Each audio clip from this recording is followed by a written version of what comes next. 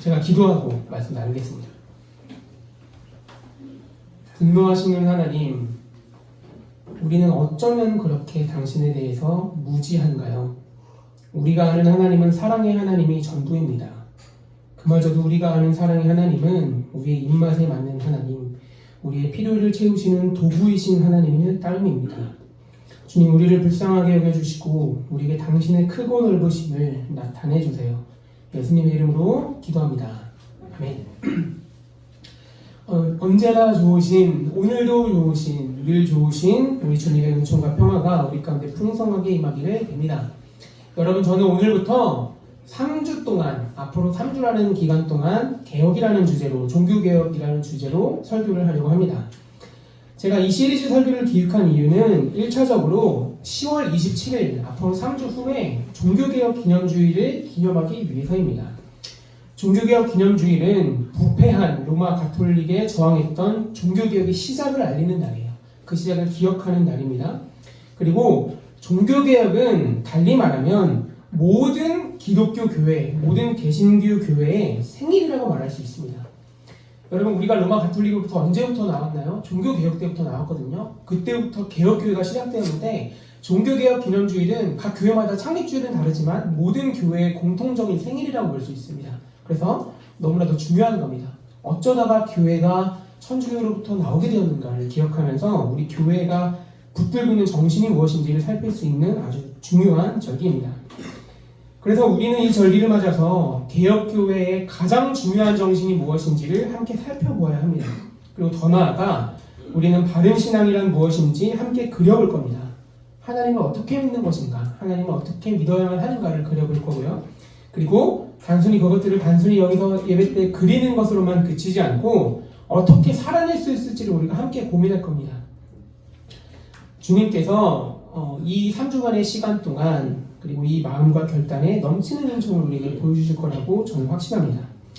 여러분, 제가 오늘도 저의 개인적인 이야기를 하면서 설교를 시작하려고 하는데요. 얼마 전에 장신대 채플, 저는 이제 학교에서 11시 15분부터 12시까지 화수목금 예배를 드려야만 하거든요. 채플을 정말 많이 드려요. 신대원, 그다음에 신학생들은. 얼마 전에 장신대 채플에서 한 목사님이 이제 이런 설교를 하셨습니다. 그분은 한국교회 성도수가 급감하고 있다고 말씀하시면서, 엄청나게 급격한 속도로 감소하고 있다고 말씀하시면서, 목회자인 우리가 깨어 있어야만 이 위기를, 한국교회 위기를 벗어날 수 있을 거라고 말씀하셨습니다. 뒤이어서 그분은 한국교회 위기의 주된 원인을 성도들이 수요예배나 새벽예배에 최선을 다하지 않기 때문이라고 진단하셨습니다.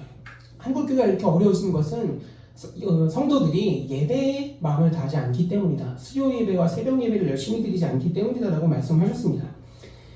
곧이어 한국교회가 수요예배와 새벽예배를 회복해야, 그리고 목회자인 여러분들이 수요예배와 새벽예배를 강조해야 교회가 다시 살아나게 될 거라고 그분은 말씀하셨습니다. 여러분이 평소에 저에 대해서 잘 아실 만한 분들은 제가 이런 말에 어떤 반응을 보이시는지 아실 것 같은데요. 저와 제 친구들은 그분이 진단하신 위기의 원인을 들으면서 정말로 깊은 한숨을 내쉬었습니다.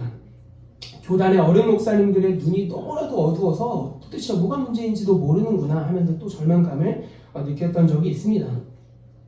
여러분, 한국교회 위기는 성도들이 예배를 잘 드리지 않아서가 아닙니다. 여러분들이 예배를 잘 드리지 않아서 교회가 위기에 처하게 된 것이 아닙니다. 수요예배와 새벽예배를 드리는 사람이 많다고 교회가 건강해지는 것 또한 아닙니다. 제가 얼마 전에 나눴던 우리 교회, 제가 사랑하는 모교회는 수요예배와 새벽예배를 열심히 드리는 성도들이 많거든요. 그런데 지금 교회는 너무나도 아픈 시간들을 겪고 있습니다. 벌써부터 증명이 되지 않습니까? 세계에서 가장 많이 예배를 드리는 교회가 바로 한국교회예요. 그래서 외국에서 명성교회나 이런 데 와가지고 새벽 예배를 보면서 막 배워가고 막 놀라워해요. 새벽에 이렇게 예배를 열심히 다 드리는구나. 정말 한국교회 부흥하고 있구나. 이제 이렇게 배워가기도 합니다. 그런데 그들은 모르고 있는 거죠. 세계교회에서 가장 많이 예배를 드리고 있는 한국교회가 세계교회에서 가장 많이 부패했다는 사실을 모르고 있습니다. 교계 사정에 대해서 잘 알지 못하지 않겠습니까? 단순히 예배드리는 인원들만 보면서 뭔가 엄청난 부흥인 것처럼 생각하는 겁니다. 한국교회 위기는 다른 게 아니라 그리스도인들이 그리스도인답게 살지 못해서 생긴 거예요. 예전에 말씀드린 적이 있죠? 예전에 불과 10수년 전만 하더라도 기독교인이라고 하면은 뭔가 저 사람은 정직할 것이다. 사업하는 사람들끼리 그런 인식이 있는 그런 말이었대요. 교회를 다닌다고 하면 그 사람의 정직함이 담보되는 시절들이 있다고 합니다. 우리 세대가 그런가요? 여러분들 친구한테 기독교인이라고 말하면은 분명 정직할 거고 분명 훨씬 더 우리보다 나은 삶을 살 거다. 그렇게 친구들이 바라봐 주니까 제가 봤을 때는 아닌 것 같습니다. 나이를 먹으면 먹을수록 기독교인이라는 것이 오히려 더 욕심이 많고 더 이제 욕망이 가득한 사람이라고 여겨지는 것 같습니다. 여러분, 그리스도인들이 그리스도인답게 살지 못하게 된 원인은 저는 목회자들의 책임이 매우 크다고 생각합니다. 저를 포함한 목회자들의 책임이 매우 크다고 생각합니다. 목회자들이 하도 공부를 하지 않아서 신학이 터무니없이 빈약해서 세상과 신앙을 바라보는 수준이 매우 낮기 때문이고 그들의 삶이 교회와 세상에 전혀 모범이 되지 못하기 때문에 한국교회는 위기를 겪고 있는 것입니다. 여러분, 그지 같은 목사들에게서는 그지 같은 것들이 열매 맺힐 뿐 아무런 선한 것도 결코 나오지 않습니다. 누군가 조롱하면서 말하듯이 목사가 먹사라고 사회에서 불리고 있는 것은 바로 이런 한국교회의 세태를 잘 보여주는 현상이고 말일 겁니다. 여러분, 오늘의 본문, 우리가 함께 읽은 아모스서의 본문이 바로 그 목사님의 문제의식이 옳지 않다는 것을 보여주고 있습니다. 아모스 선지자가 활동하고 있던 당시에 그 당시 유대교, 그 당시 종교는 매우 번성했습니다. 성전에는 하나님께 제사를 드리고자 하는 사람들이 넘쳐났고요. 하나님께 바쳐지는 제물의 양 또한 정말 많았습니다. 하나님을 찬양하고 높이는 소리가 성전에 가까이만 가면 너무나도 크게 울려 퍼졌습니다. 정말로 잘 되고 있는 것처럼 보이는 상황인 거죠. 하지만 아모스 선지자는 그렇게 제사를 드리고자 하는 사람들이 넘쳐나고 제물들이 드려지고 하나님을 찬양하는 소리가 넘쳐나는 그곳에 가서 파멸의 목소리를 들려주고 있습니다. 경고의, 진노의, 분노의 목소리를 내고 있습니다. 주님께서 아모스 선지자를 통해서 이스라엘 백성들에게 이렇게 말씀하십니다. 너희의 예배는 정말이지 역겹다. 너희가 교회에 모여도 나는 전혀 기쁘지 않다. 너희의 제물을 절대로 받지 않을 것이다. 시끄럽기만 한 찬양을 당장 집어치워라. 여러분, 예배는 하나님을 높이고 그분의 뜻을 듣는 일입니다. 더 나아가 예배는 삶의 문제이기 때문에 자신에게 들려진, 매 주마다 우리에게 들려진, 매일마다 말씀 묵상을 통해서 우리에게 전해진 그 음성을 살아내는 것이 바로 예배입니다. 제가 예배는 삶이라고 너무나도 지나치게 많이 강조했죠. 아무리 강조해도 지나치지 않을 겁니다. 예배는 결코 무조건 삶의 문제입니다. 그래서 자신의 뜻을 치고 쳐서 주님의 뜻 앞에 굴복시키는 것이 바로 진실된 예배입니다. 하지만 아모스 선지자 당시의 이스라엘 백성들은 그렇지 않았어요. 자신의 행복과 번영을 위해서 예배를 드렸습니다.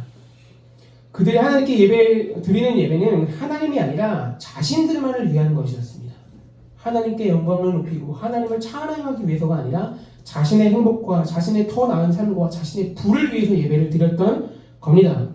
그들이 믿는 하나님은 자신을 잘되게 하는 도구에 불과한 하나님, 지나지 않습니다. 하나님을 도구로 여기고 있었던 거죠. 더 나은 삶을 살기 위해서, 더 많은 재물을 얻기 위해서, 그래서 예배를 드렸던 겁니다.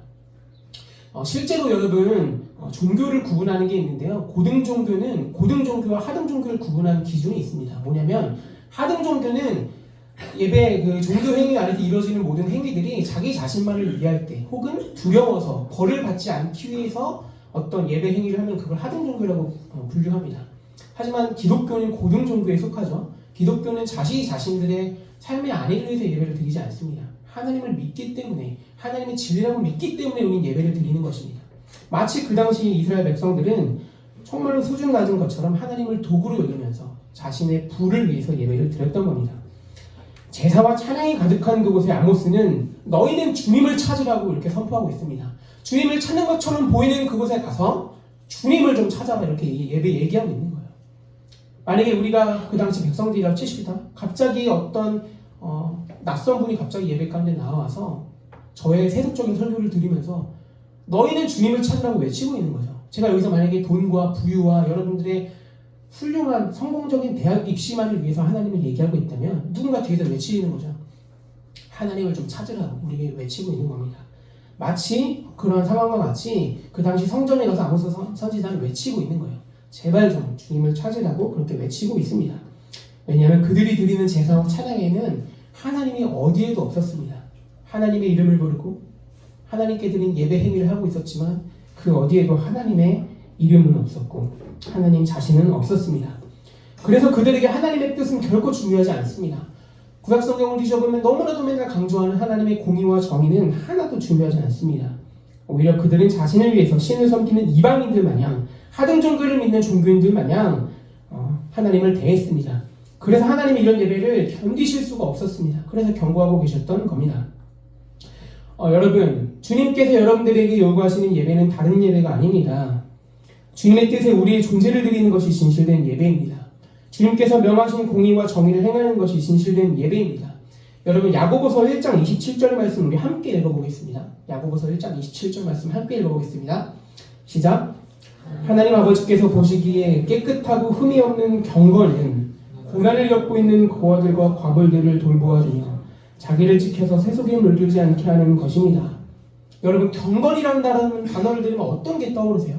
저는 예배를 드리거나 기도하는 모습이 떠오르거든요. 그런데 성서에서 말하고 있는 경건은 그런 예배 행위를 말하고 있지 않아요. 너희는 시간을 정해서 예배를 드려라. 그것이 하나님께 드리는 참된 경건이다. 너희는 하나님께 진실된 마음으로 기도를 드려라. 그것이 하나님께 드리는 참된 경건이다. 너희는 수요예배, 새벽예배 빠지지 말고 주일예배 최선을 다해서 임해라. 그것이 하나님께서 기뻐하시는 경건이다. 라고 결코 말하고 있지 않습니다. 오히려 고난을 겪고 있는 고아들과 과부들을 돌보아주면서 자기 자신을 세속으로부터 분리하는 것이 참된 경건이라고 야고보서는 말하고 있습니다. 여러분, 더 많은 제물을 드리는 것, 더 많이 예배를 드리는 것, 더 크게 찬양을 드리는 것이 예배가 아닙니다. 오히려 주님께서 참되게 말씀하시는 경건은 고아와 과부, 약자들과 함께하는 것이 진정한 경건입니다. 자신의 입을 위해서 살라는 세속의 음성에 물들지 않고 주님의 뜻 앞에 자기 자신의 의지를 굴복시켜서 그대로 살아내는 것이 경건입니다. 여러분들이 예배 안에서 드리는 모든 행위 자체가 예배인 것은 아닙니다. 우리가 여기서 하나님의 이름을 부르고 하나님을 찬양하고 기도하고 있지만 우리는 하나님을 예배하고 있지 않을 수도 있어요. 우리가 여기서 이 자리에 있다는 것이 우리가 예배하고 있다는 것을 결코 보증해주지 못합니다. 우리가 드리는 찬양과 기도 안에 하나님이 없다면 제 아무리 많은 제물을 드리거나 찬양을 드려도 주님께서 결코 받지 않으실 겁니다.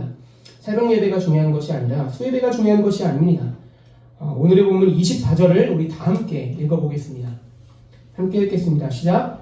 너희는 다만 공의가 물처럼 흐르게 하고 정의가 마르지 않는 강처럼 흐르게 하여라.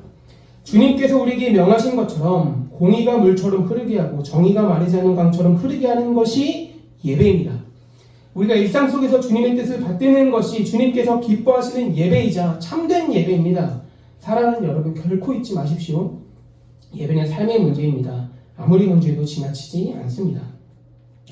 여러분, 아모스 때의 이스라엘 백성들처럼 자신들을 위해서 하나님을 믿지 마십시오. 여러분들이 이야기를 한번 해볼까요?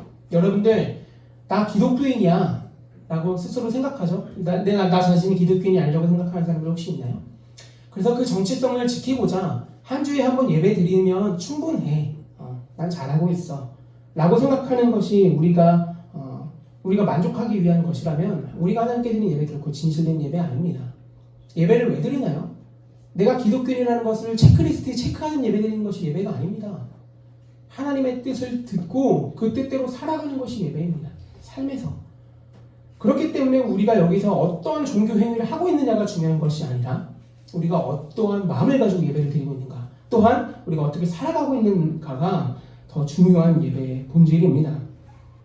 우리 학교 채플에서 설교하셨던, 제가 아까 말씀드렸던 그 목사님도 이스라엘 백성들과 같은 문제를 가지고 있었습니다. 예배 참석 여부로 신앙을 판단하는 것은 자기가 믿는 하나님이 그런 분이라고 믿기 때문이에요.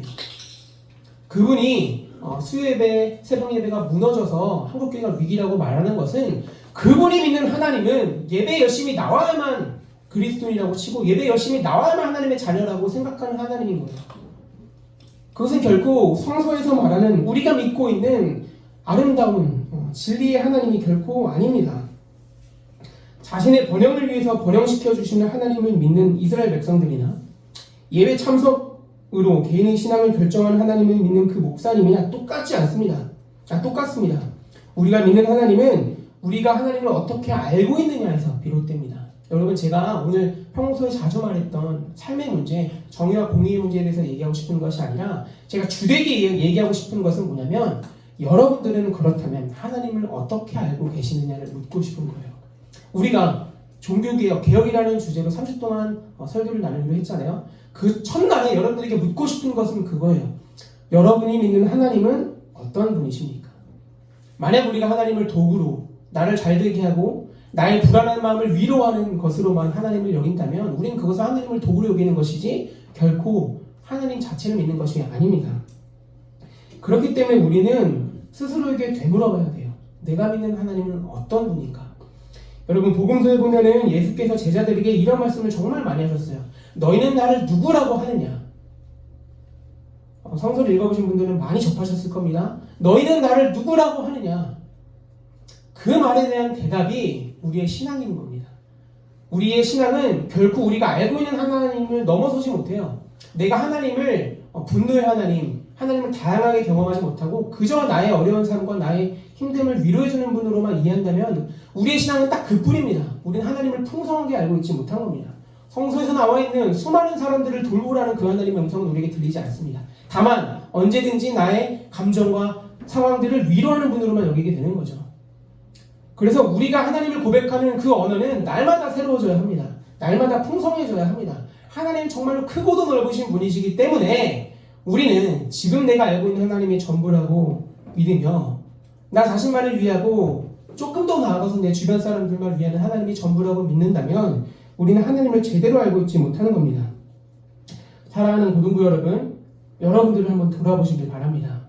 우리가 하나님을 도구로 여기고 있지는 않은가? 그저 예배에 나와서 예배 드리고 있는 약 2시간여의 시간을 보내는 것으로 난 참 잘하고 있다고 좋은 그리스도인이라고 믿는다면 그 마음을 돌이키시길 바랍니다.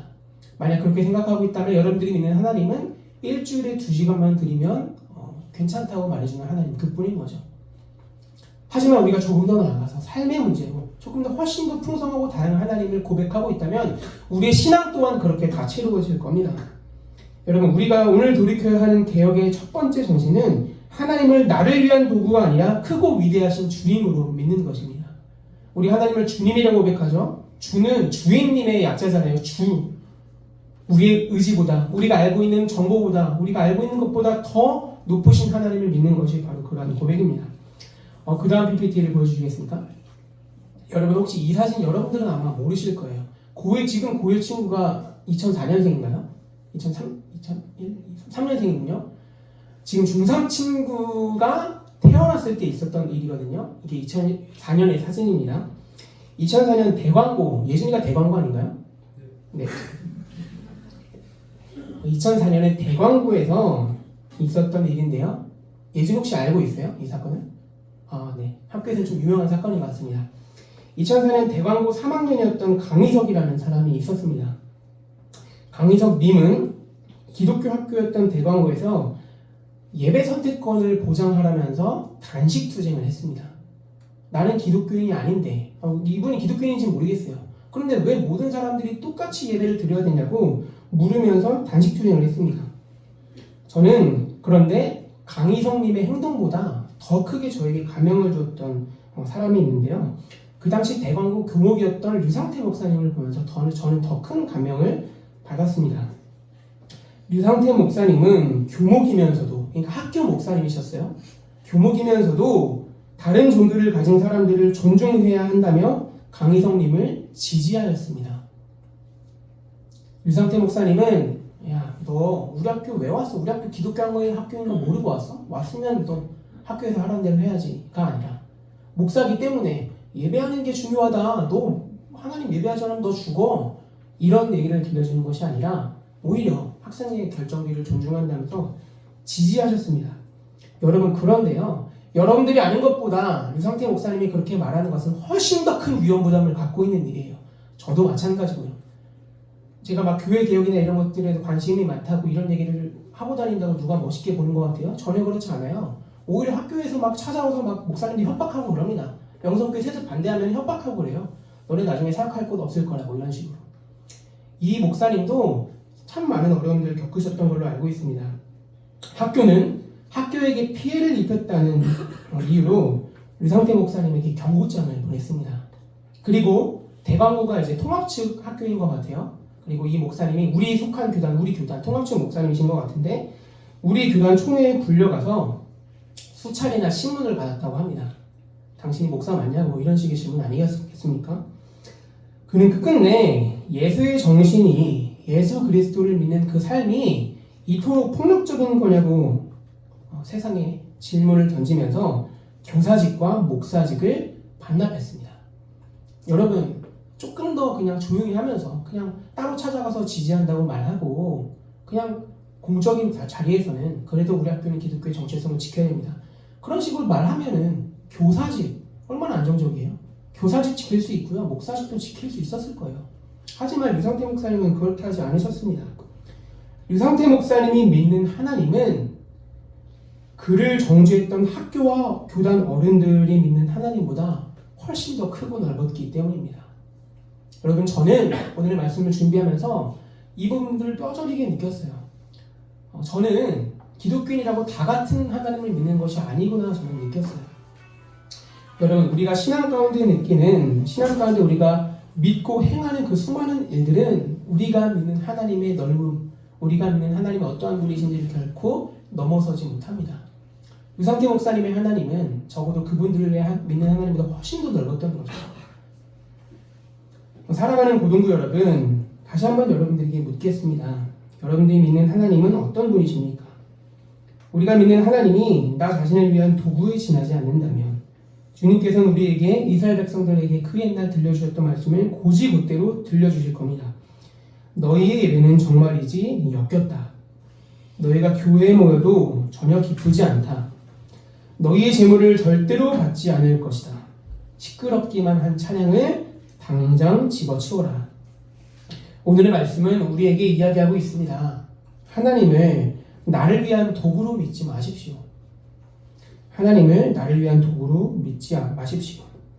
명심하십시오. 하나님이 나의 뜻을 이루는 존재가 아닙니다. 오히려 내가 하나님의 뜻을 이루는 존재입니다.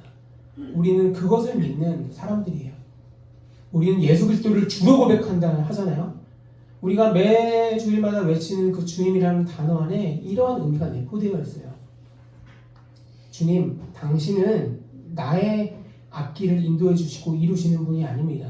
오히려 당신이 뜻하신 말을 세상 가운데 이루는 자로 내가 부름받았음을 믿습니다. 우리는 주님이라고 부를 때마다 이 준엄한 사명을 날마다 상기해야만 할 겁니다. 하나님을 작고 좁은 분으로 믿으면서 그게 전부라고 타인에게 폭력적으로 강요하지 마십시오. 여러분들이 믿는 하나님이 전부라고 생각하면서 다른 사람들이 고백하는 하나님을 틀렸다고 말하지 마시고 자기의 신앙들을 강요하지도 마십시오. 우리가 믿는 하나님은 우주보다 크신 하나님, 바다보다 넓으신 하나님이십니다. 하나님을 제 멋대로, 여러분들 멋대로, 여러분들의 필요에 의해서 믿지 마십시오. 오히려 세상과 말씀을 통해서 자신을 드러내시는 하나님께 귀를 기울이십시오. 여러분, 우리가 지금 말씀 묵상을 하면서 마가복음의 말씀을 계속 묵상하고 있습니다. 말씀을 묵상하면서 조금씩 수련회 첫째 날에 나누었던 그 이야기들이 나오고 있어요. 그게 어떤 이야기냐면 주님께서 당신이 누구이십니까? 주님의 능력을 행하시고 나서 당신은 어떤 분이십니까? 묻는 사람들에게 자신의 존재를 철저하게 숨기십니다. 나는 주다, 나는 하나님이다 말하면 바로 믿을 텐데, 기적을 보여주신 후에 그렇게 하면 믿을 텐데 주님께서는 그 방법을 선택하지 않으십니다.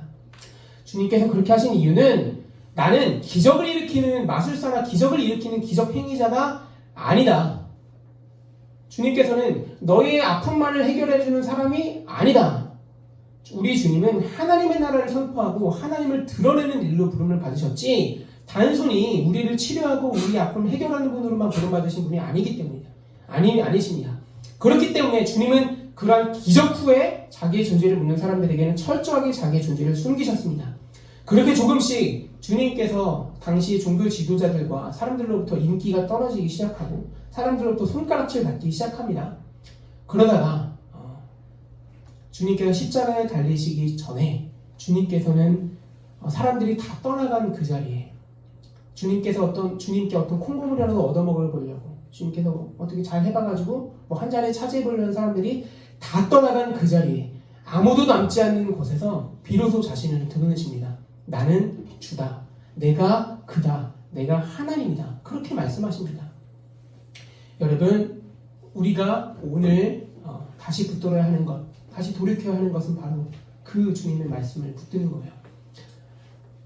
주님을 나의 필요를 이루는 분, 내 멋대로 믿는 것이 아니라, 하나님을 그렇게 도구로 여기는 것이 아니라, 성경에서 말하는 그 하나님의 나의 뜻과 의지를 무릎 꿇게 하고 그 하나님의 뜻을 이루면서 사는 것, 그것이 가장 먼저 필요한 종교개혁의 시작일 겁니다.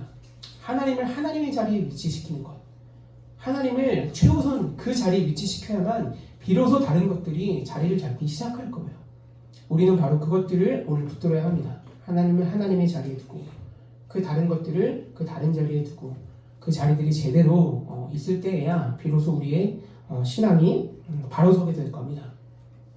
종교개혁을 거창하게 얘기하면서 가장 먼저 우리의 신앙의 문제에 대해서 다루고 있는 이유는 바로 이 때문입니다.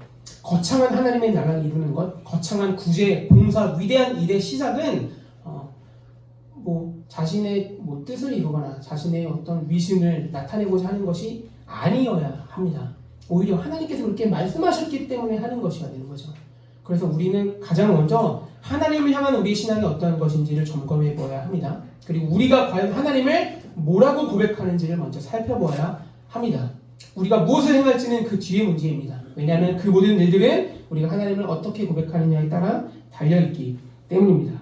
그러니 여러분, 세상과 말씀을 통해서 자신을 드러내시는 크고 넓으신 하나님께 귀를 기울이시길 바랍니다.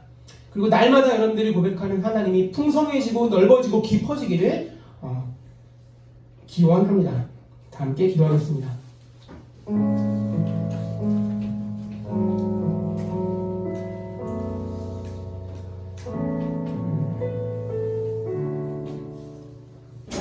사랑하는 여러분,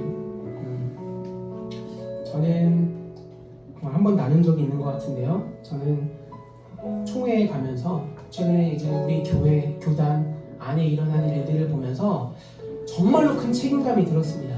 저는 두려워요. 저는 여러분들이 혹시나 그런 사람들처럼 될까봐 저는 그게 너무나도 두렵습니다. 예배 참석 여부로 신앙을 판단하는 사람, 하나님을 믿는다고 정말 오랫동안 교회를 다녔지만 그 모든 예배 행위가 결국 자기 자신만을 위하는 그런 사람들이 될까봐 저는 너무나도 두렵습니다. 예전에 어떤 분이 저에게 이런 말씀을 하셨어요. 자기가 그냥 교회도 오래 다녔고 여러 가지 노하우들이 있어서 사역을 되게 잘하는 사람으로 여겨지고 있는데, 자기는 이제 세월호 사건 이후로 사역에 큰 전환점이 있었다고 합니다. 만약에 세월호 안에서 세상을 하늘을 향해 떠난 그 친구의 담당 전도사였다면 그 전 주일에 드렸던 예배가 마지막 예배였지 않겠습니까? 매 예배를 마지막 예배인 것처럼 해야겠구나. 내가 말하는 말 한마디 한마디의 무게가 정말로 무거운 것이구나. 그래서 사역에 임하는 자세가 정말로 많이 바뀌었다고 합니다. 저는 이번 사건, 이번 총회에 방문했던 일이나 최근에 제가 느끼고 있는 감정들이 그런 감정들인 것 같아요. 저는 두려워요. 여러분들을 잘못 인도할까봐. 제가 하는 말 한마디 한마디가 그릇된 하나님을 여러분들이 인도할까봐 너무나도 두렵습니다. 여러분, 그래서 다시 한번 말씀에 귀를 기울여 보고자 하는 거예요. 우리가 말씀 묵상을 하는 것은 하나님을 바로 믿기 위한 겁니다. 우리가 예배를 드리는 것, 우리가 반별 모임 때 서로의 삶을 나누고 말씀을 나누는 것은 하나님을 더 바로 믿기 위한 거예요. 우리가 오늘 가장 먼저 회복해야 되는 것은 하나님을 바로 믿는 것입니다. 내 멋대로, 나의 필요에 의해서 도구로서의 하나님을 믿는 것이 아니라 하나님을 그 자체로 믿는 것, 나의 구주요, 나의 주인으로 믿는 것, 우리가 가장 먼저 회복해야 하는 신앙의 정신은 바로 그것입니다. 우리 지금 이 시간 다 함께 이렇게 기도합시다. 하나님, 제가 당신을 더욱더 깊이 알기 원합니다. 제가 당신의 크고도 넓으심을 더욱더 잘 알길 원합니다. 하나님, 그리고 제가 당신을 바르게 알고 바르게 믿기 원합니다. 주님, 우리가 빠질 수 있는 오류들과 위험들로부터 우리를 지켜주시고 당신을 향한 직선을 걸을 수 있도록 하나님 우리의 발걸음을 인도하여 달라고 우리 지금 이 시간 다 함께 기도하겠습니다. 기도하시겠습니다. 아버지 하나님, 내가 하나님을 그릇되게 믿어서 제대로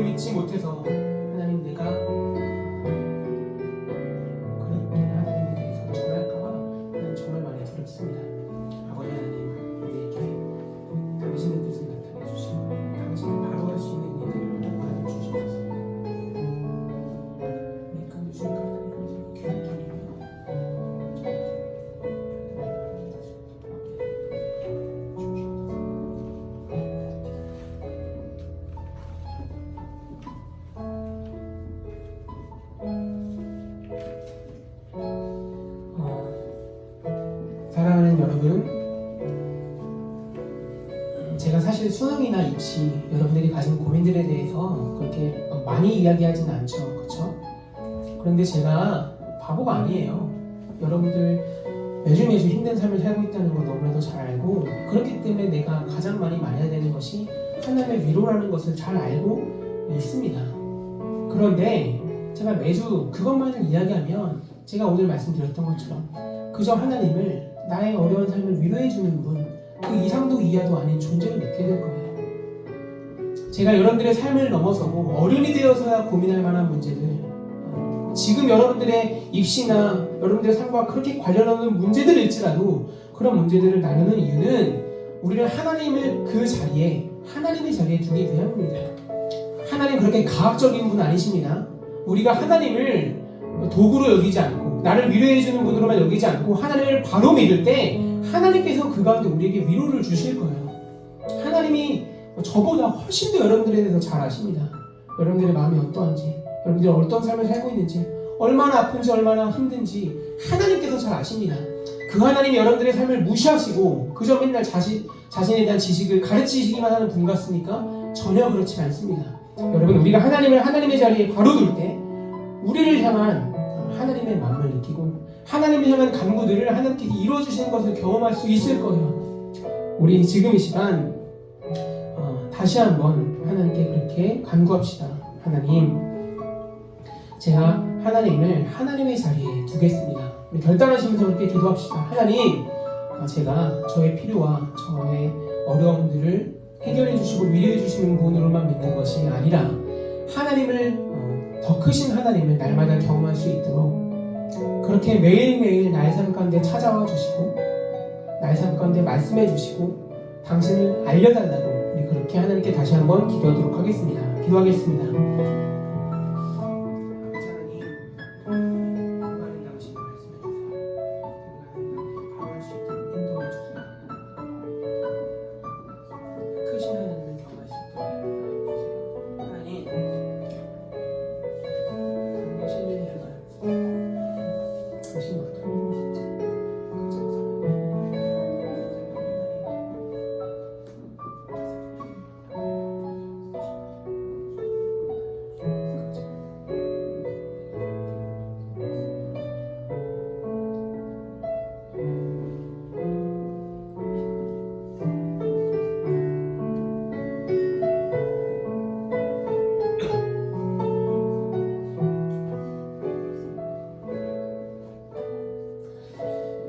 위대하고 놀라운 사랑을 우리에게 한결같이 부어주시는 하나님, 우리는 그 사랑의 하나님을 찬양하고 높이지만 주님, 우리가 아는 하나님이 그저 사랑의 하나님만은 아니었으면 좋겠습니다.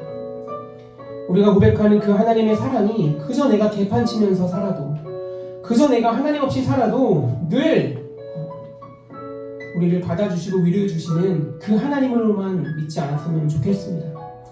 하나님, 당신에 대한 무지와 당신에 대한 게으름, 당신을 알아가고자 노력하지 않는 것에 대한 우리의 불신함과 우리의 부족함으로부터 돌이켜 하나님 당신을 풍성하고 아름답게 더 크신 분으로, 더 넓으신 분으로 경험할 수 있도록 하나님 그 일정 가운데 함께하여 주시옵소서.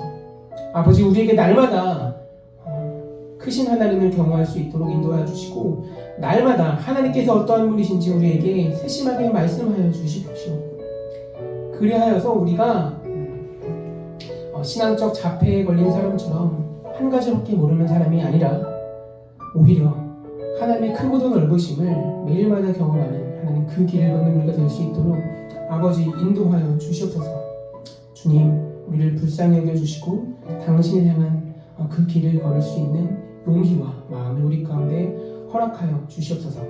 예수님의 이름으로 기도합니다. 아멘.